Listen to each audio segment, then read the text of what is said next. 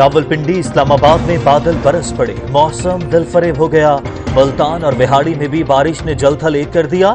जहलम की सड़कें और गलियां तालाब का मंजर पेश करने लगी।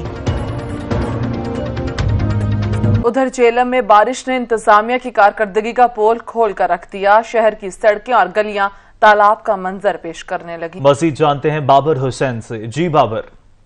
अच्छा, बिल्कुल इस वक्त मैं मौजूद हूँ झेलम के सबसे गुंजानबाद मशीन मोहल्ला में। अगर देखा जाए तो 1 घंटा यहाँ पे बारिश होती है और 6 घंटे यहाँ पे पानी जो है 3-3 फुट खड़ा रहता है। अहले इलाका की सैकड़ों की तादाद में यहाँ पे रिहायशी हैं और ये एक गली नहीं, कम अज़ कम यहाँ पे 6 गलियाँ ऐसी हैं जहाँ पे सीवरेज का पानी इकट्ठा हो जाता है। बारिश के पानी की वजह से शहरी जो है अपने घरों में महसूर हो जाते हैं। म्यूनसिपल कमेटी के दफ्तर से चंद किलोमीटर के फासले पे ये गुंजानबाद मशीन मोहल्ला है, लेकिन अफसोस की बात है कि उनकी नज़रों से ये ओझल है।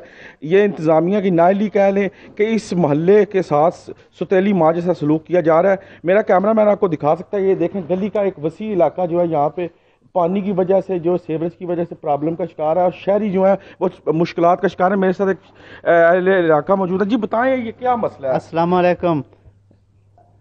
हम गली के शहर के वस्त में रहते हैं और हमें पानी का बहुत बड़ा मसला है। हम उनसे दरख्वास्त करते हैं कि इस गली का मसला हल किया जाए।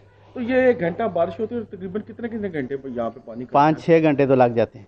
ये देखें जी कितना मसला है कि यहाँ पे 1 घंटा अगर बारिश होती है 5 से 6 घंटे यहाँ पे 3-3 4-4 फुट पानी खड़ा रहता है। और इस वक्त मैं भी पानी में खड़ा होके ये कितनी मुश्किल है शहरियों के लिए। और यहाँ पे जो अहले इलाका जो सैकड़ों की तादाद में रहते हैं, इनके घर जो हैं उनके बर्बाद हो रहे हैं। और उसके साथ ये मशीन मोहल्ले की गली हाजी सुल्तान है, इसके साथ यहाँ पे 6 गलियाँ जो हैं वो भी मौजूद है, जहाँ पे सैकड़ों घर हैं जो वो घरों में महसूर हो चुके हैं। और मेन जो शाहरा है यहाँ पे ओल्ड जीटी रोड और बाबा मेहंदी शाह दरबार वाला रोड, वहाँ पे इन गलियों से गुजर के जाना पड़ता है। लेकिन अफसोस की बात है कि म्यूनसिपल कमेटी की नाअहल इंतज़ामिया यहाँ पे कोई तवज्जो नहीं दे रही और कई यहाँ पे हादसात भी हो चुके हैं। लेकिन अफसोस की बात है कि किसी किस्म की यहाँ पे कोई एक्शन नहीं लिया जा रहा। जी बहुत शुक्रिया बाबर हुसैन।